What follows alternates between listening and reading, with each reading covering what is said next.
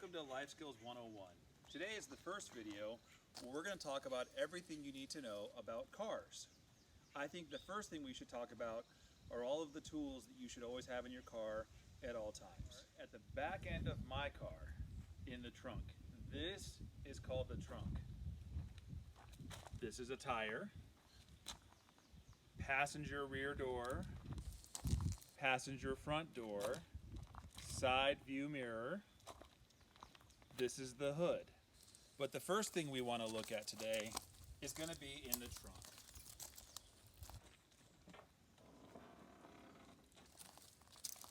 Here in my trunk, I keep some tools always in here at all times. I always have Mitre National Park hat in my car because you never know when you need a hat. I keep a pair of gloves, so if I have to do anything with my car, my hands don't have to get dirty, which might make my clothes dirty. And if you're out on the road somewhere, it may be hard to clean your hands. So having a pair of gloves, disposable gloves, is always a good idea. These are the thicker ones from Harbor Freight. These are specifically for mechanics, so they won't tear apart quite as easily as food prep or other gloves might. I always have a first aid kit, because as my children will tell you, every time I take a trip anywhere, I always end up cutting myself in some way. If you look at my hands right now, you can see the remnants of recent. See right there, I was working on a fence post. I keep a small tool kit that has a few wrench sockets that I can use. It also has some screwdriver attachments. So if I have to make a quick and easy repair, I have the tools necessary with me. I keep a jack stand in my trunk, because you never know when, if you have to work on your car, it's not safe to use the jack that comes with your car to support it while you're underneath it. A jack stand helps keep you safe, make sure your car doesn't fall on you while you're doing basic repairs. I have a lug wrench that I keep in my car. The lug nuts that are on my car are not the factory standard, so the lug wrench that came with my car doesn't work on my car. You want to try that out before you're out on the open road to make sure all the tools that you have actually work with your car.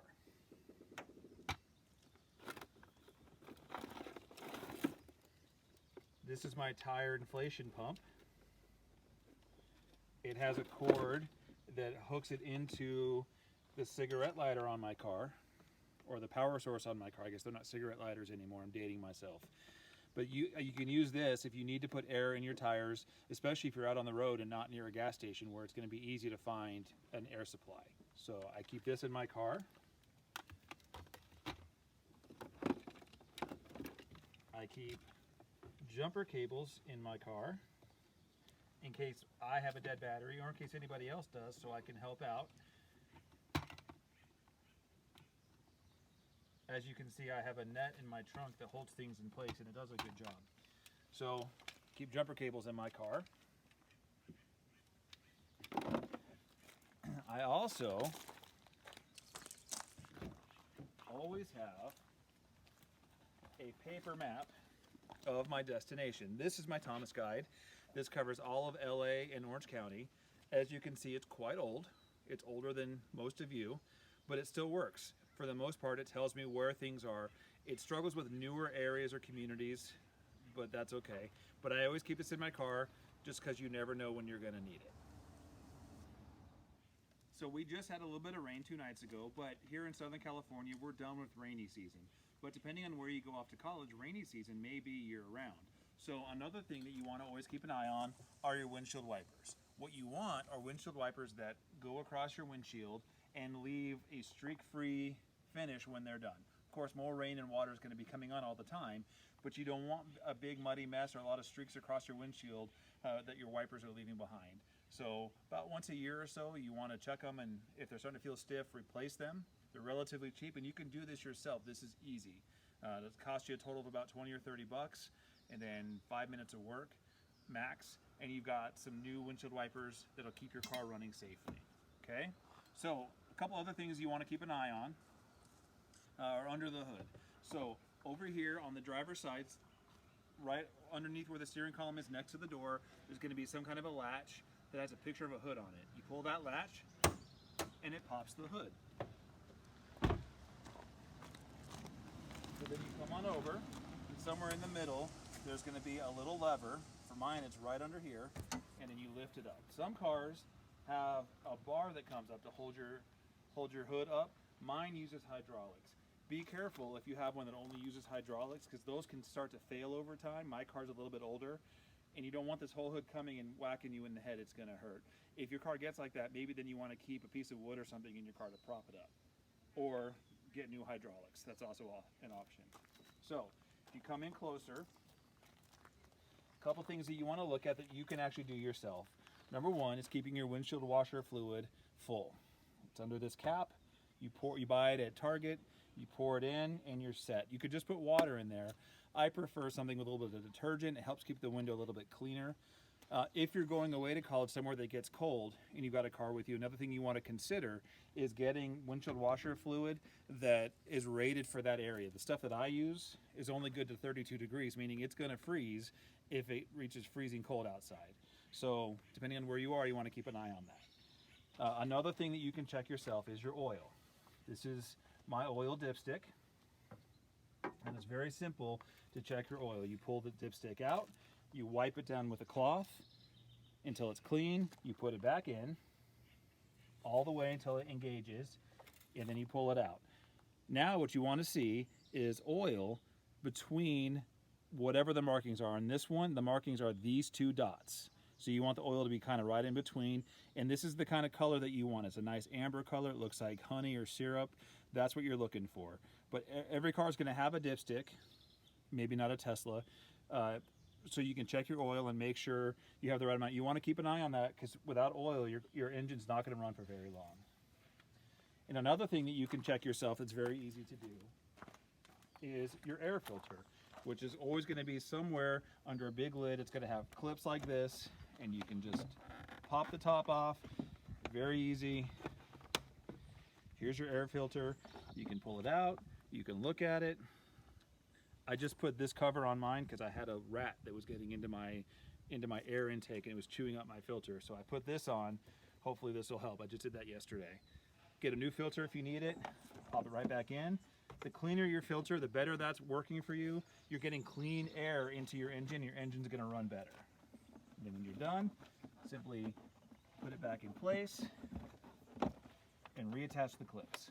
It's that simple. This is the battery.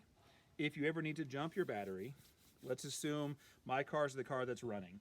So I leave my car running, I attach to the red, and then I attach to the red module on the car that's dead, and then I attach to the black to black, and then I attach the black to some bare metal in the engine of the car that I'm attaching to. Leave my car running for a few minutes, and then try the other car. Once the other car is started, detach the cables in exactly the reverse order. So take the black off the receiver car, and then the black off the donor car, and then the red off the receiver, and then the red off the donor, and then put your jumper cables right back away in your trunk where you keep them. So when I'm standing here looking at my tire, I'm not sure if it has the right pressure in it or not. So I want to check it and find out. So I pull the tire pressure gauge that I always keep in my glove box, and I'm going to check my tire pressure. First thing, of course, is you take off the cap. If your car doesn't have these little valve covers, you want to get some, because it helps keep road dirt and grime out of the valve stem. If this gets gunked up with too much stuff, you won't be able to get air into your tires, and that's not good. So you just insert the little end onto and it pops out, and it tells me that my tire has about 25 pounds of pressure in it right now. Oh, better reading that time, about 30 pounds of pressure. So I'm not sure if that's the right amount. Got 30 pounds of pressure. It looks like it might be low because it's squashed out right there. So how do I find out if I have the right amount of tire pressure? Very easy. Every car inside the driver door has a label just like this. What this label is going to show you is what the tire pressure is supposed to be for your car. It's also going to tell you how much weight your car can handle. It's going to tell you what your towing capacity is if you have a truck or something that has the ability to tow.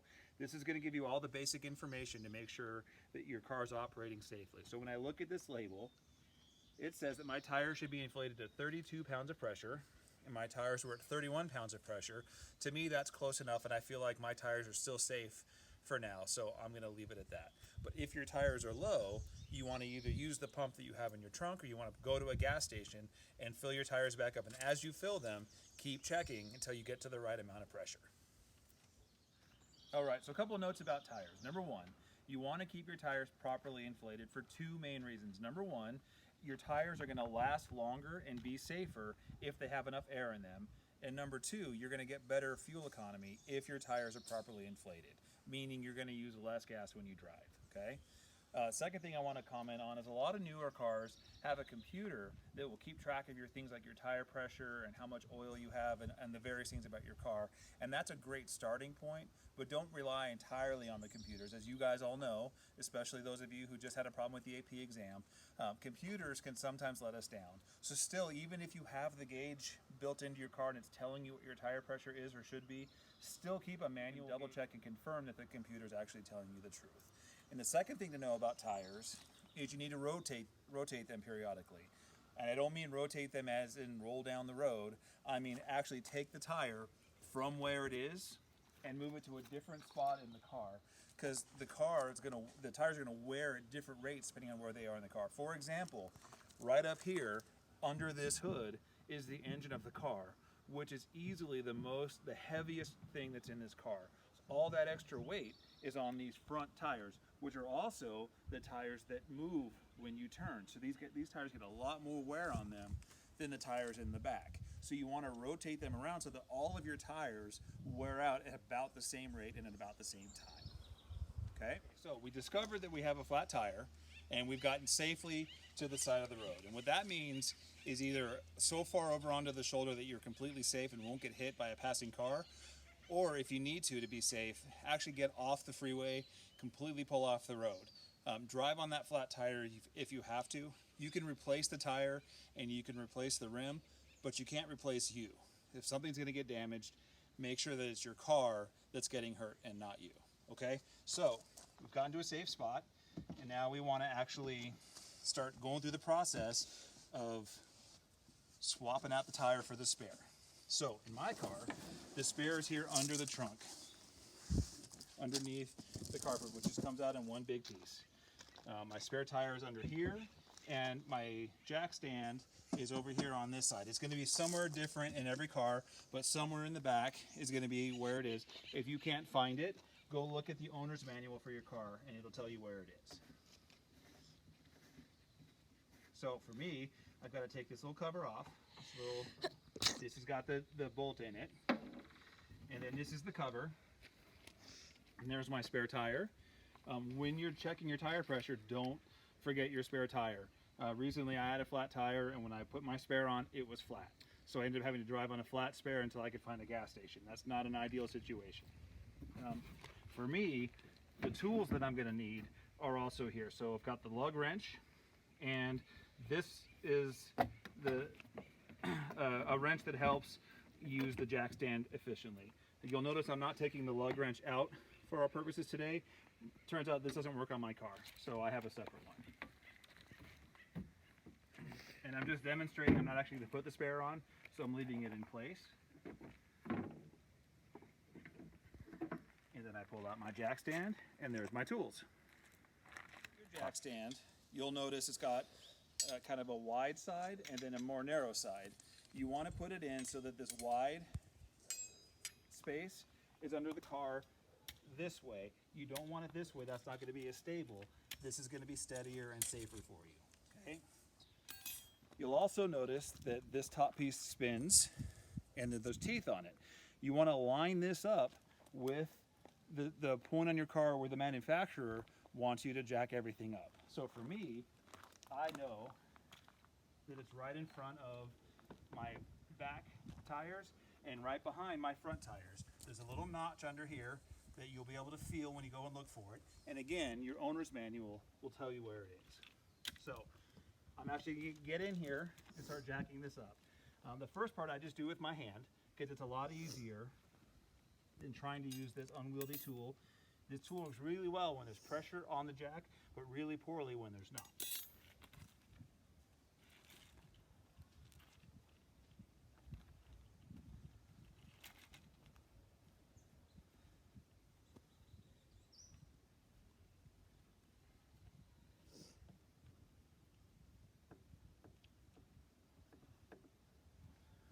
All right, so now I've gotten it twisted up where it's starting to raise my carb, so there's pressure on it. So I can stand back up. And I can use this tool. It hooks right in.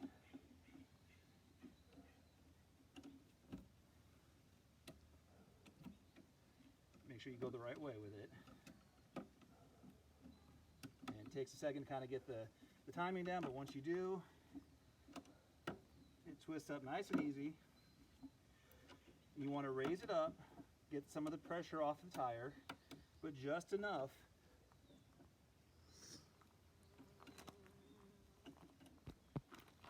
Yes, it's just as unwieldy as it looks.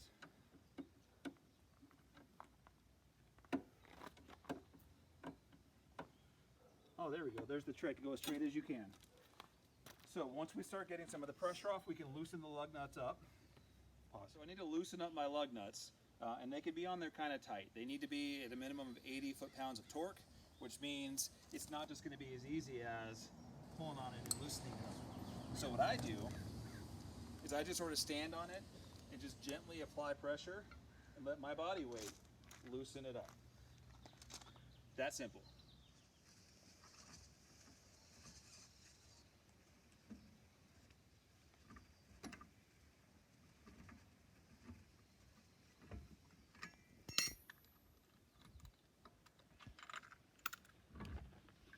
And there you have it.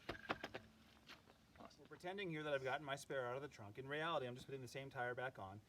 But if I had gotten my spare out of the trunk, I would be putting it in place.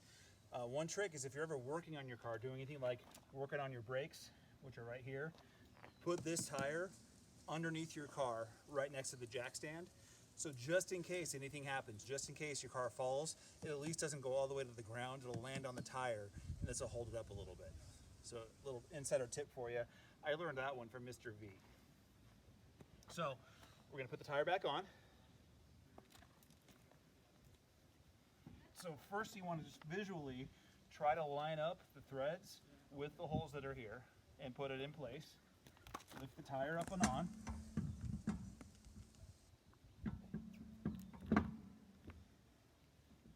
And then put the first one on the bottom just to kind of hold it in place.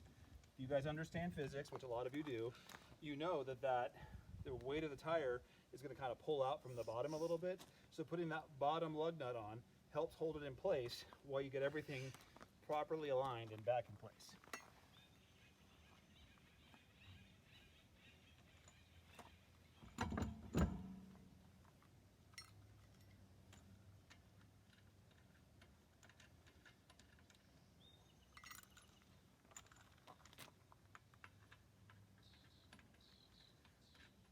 Again, we're just putting these on hand tight.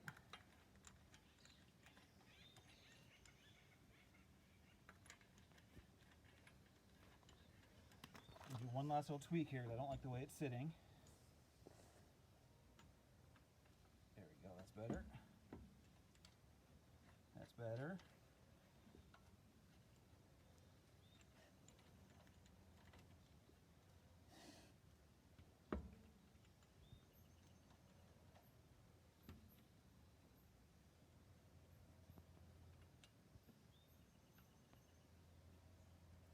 All right, so it's basically seated the way I would want it to be. So I'm going to pull on my lug wrench again just because it makes it a little bit easier. And I'm just going to spin it to tighten it up, but not all the way, just barely tight.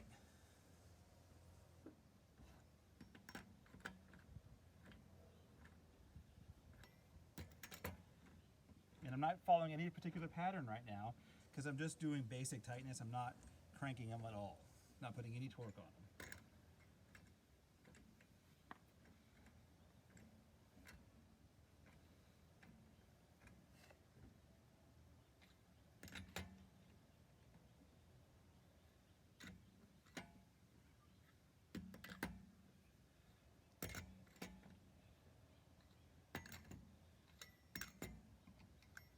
Okay, so I've got them all basically tight, but not all the way cranked on.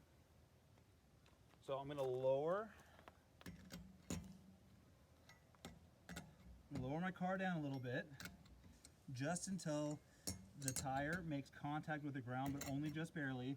Again, I don't want a lot of pressure on there yet because I'm not all, the tire's not all the way tight.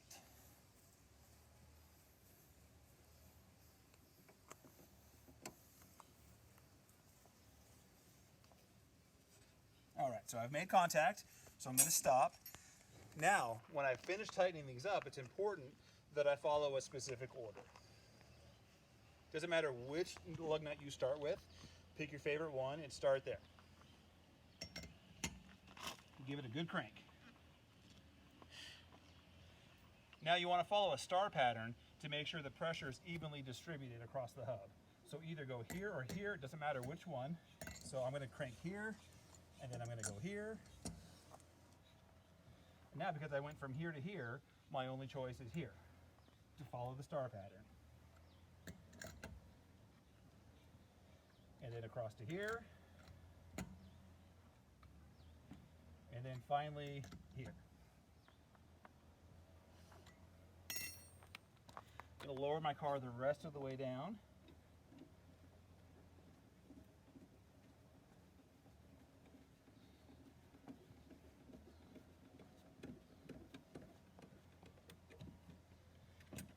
And now you can see it's getting loose, so the pressure's off. The car is now completely back on the ground. So I pull the jack out. And then I want to go one more time and hit all the tires and make all the nuts, make sure they're nice and tight. Following the same star pattern as before.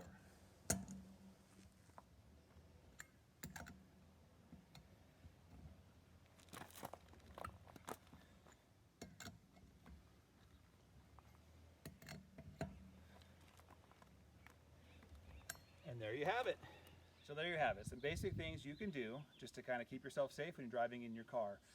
In all reality, if you get a flat tire on the road, you're probably going to end up calling AAA. That's what most people would do. And all honesty, that might be what I would do as well. But you never know. You might find yourself driving to DePaul in Chicago and you're crossing Nebraska and you get a flat tire and the nearest AAA tow truck is 3 or 4 hours away. In that situation, it sure would be nice to know how to do this for yourself, to keep yourself rolling down the road and moving towards your goal of getting to Chicago and checking into your dorm. So that's all I have. That's part 1 of cars. Part 2 is going to be coming later. We're going to talk about planning out a road trip and how to read a map and some of those skills. So until then, keep driving and stay safe. Make good choices, guys. Thanks.